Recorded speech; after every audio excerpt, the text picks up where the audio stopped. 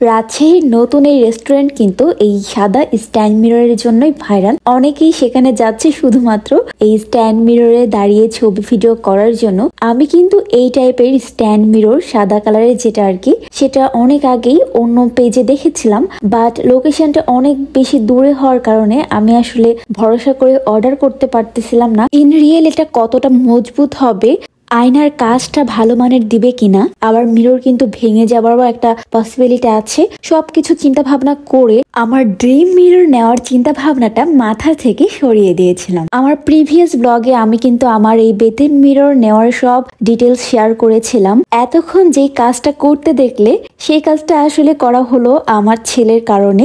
আমি যেদিন মিররটাকে কিনে নিয়ে এসেছিলাম সেদিন রাত্রেবেলা তালা দিয়ে রেখেছিলাম আমার বেডরুমে, কারণ আমার ছেলের আয়নার প্রতি অনেক বেশি ইন্টারেস্ট। আর ওর যেহেতু একটু ডিলে আছে, ও একটু চঞ্চল, তো ও আসলে অনেক কিছু বুঝতে পারে না। রাতের বেলা তো আমি কভার আপ করে ফেলেছিলাম, বাট পরের দিন আমি একটা কাজে একটু বিজি হয়ে গেছিলাম, একটু জাস্ট ওর থেকে আমি আমার চোখটা সরিয়েছি, আর ওই ফাঁকে ও মিররের কাছে চলে গিয়েছিল। হুট করেই আমি একটা সাউন্ড শুনতে পাই, আর আমি বুঝতে পারি যে আমি যেটার ভয় পাচ্ছিলাম সেটাই হয়তোবা হয়েছে। হ্যাঁ, কাছে গিয়ে দেখি যে আমার ছেলে টাইলসে পড়ে আছে, আর তার উপরে এই আয়নাটা পড়ে আছে, আর এ কারণে আয়নার কাজটা ভাঙেনি। আর আমার ছেলে আস্তে আস্তে করে সরে যাচ্ছে।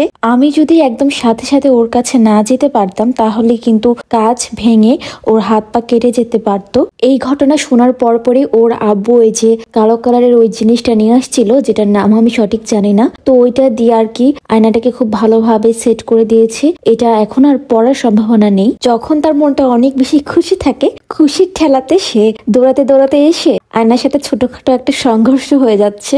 আমার এই ভ্যাকুম ক্লিনারটা অনেক বছর আগের নেয়া, কিন্তু আমার কেন জানি না এটা ইউজ করার কোনো ইন্টারেস্টই হয় না। আমি নর্মালি ঝাড়ু দিয়েই ফ্লোর পরিষ্কার করতে পছন্দ করি। মানে আমার অনেক কিছু আমার মায়ের মতো আমি চাইলেও এই যুগের হতে পারি না, কেন জানি না। সেদিন ঝাড়ু দিয়ে ক্লিন করার পরে আমার হাজবেন্ড হুট করে এটা বের করে নিয়ে আসলো যে এটা তো ইউজ করাই হয় না, আজকে একটু পরিষ্কার করা যাক। তো এটা দিয়ে আর কি ডিপ ক্লিন হয়, মানে যে কোনো ধরনের ময়লাটা বের হয়ে আসে। ফ্লোর কিন্তু একবার ক্লিন করা হয়েছিল ঝাড়ু দিয়ে। যে ময়লাগুলো তোমরা দেখতে পেলে, এইগুলো কিন্তু পর্দা থেকে বের হয়েছে। আমার বাসার সামনে আরেকটা বিল্ডিং এর কনস্ট্রাকশনের কাজ চলছে।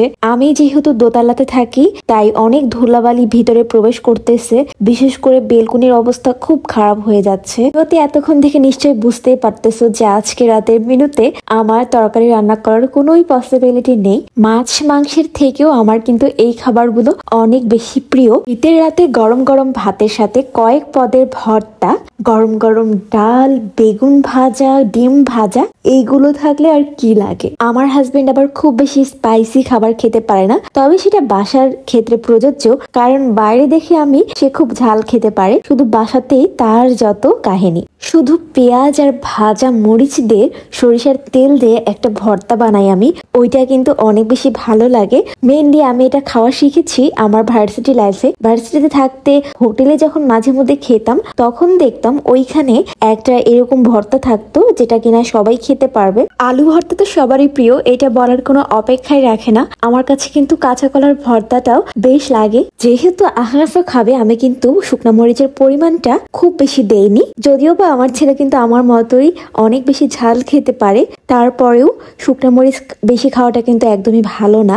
আমি সচরাচর কাঁচা মরিচ দিয়ে ভর্তাটা বেশি বানাই, তবে মাঝে মধ্যে যখন খুব বেশি খেতে ইচ্ছা করে, তখন মনের ইচ্ছা পূরণ করতে শুকনো মরিচ দিয়ে ভর্তা করে খাই। তার সাথে কিন্তু আমার সেই পেঁয়াজ, শুকনো মরিচ, সরিষার তেলের ভর্তাটাও করে নিয়েছিলাম। এদিকে তো বাবা ছেলের ক্ষুধা লেগে গেছে, তাই খুবই শর্টকাট উপায়ে আমি ডালটা রান্না করে ফেলতেছি। আমার পার্সোনাল ওপিনিয়ন, ডালে খুব বেশি মশলা দেবার প্রয়োজন নেই। সব শেষে ডালে যে বাগার দেই, সেটাই হচ্ছে মেইন। রসুনটাকে যদি খুব বাদামি করে ভেজে নেওয়া যায়, তাহলে কিন্তু ডালের টেস্টটা অনেক গুণ বেড়ে যায়। এর সাথে বেগুন ভাজা না হলে কি জমে?